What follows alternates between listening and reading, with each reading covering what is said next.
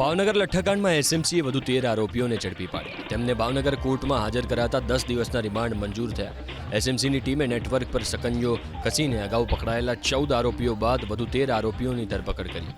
કુલ પકડાયેલા આરોપીઓનો આંકડો 27 પર પહોંચ્યો. ઝડપાયેલાઓમાં મધ્યપ્રદેશથી ડુપ્લિકેટ દારૂ બનાવવા માટેનું ઝેરી રો મટીરિયલ સપ્લાય કરનાર મુખ્ય સૂત્રધાર આનંદ છાડી પણ સામેલ છે.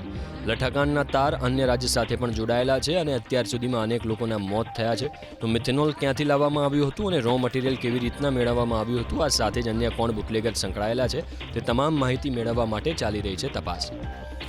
લઠ્ઠાકાંડની તપાસમાં એસએમસીએ ડિપાર્ટમેન્ટ ઇન્ક્વાયરી શરૂ કરી. એલસીબી, વર્તેજ અને લીલમબાગ પોલીસ સ્ટેશનના સીસીટીવી ફૂટેજની તપાસ હાથ ધરવામાં આવી. પોલીસ સ્ટેશનમાં પીઆઈ તેમજ અન્ય ડી સ્ટાફના વ્યક્તિઓને કોણ મળી રહ્યું હતું અને ગેરકાયદેસર પ્રવૃત્તિઓ સાથે સંકળાયેલા વ્યક્તિઓ પણ સંપર્કમાં આવ્યા હતા કે નહીં તે અંગે પણ તપાસ હાથ ધરાઈ. ડીએસપી કચેરી પર પોલીસ અધિકારીઓ અને કર્મચારીઓના નિવેદન લેવાયા.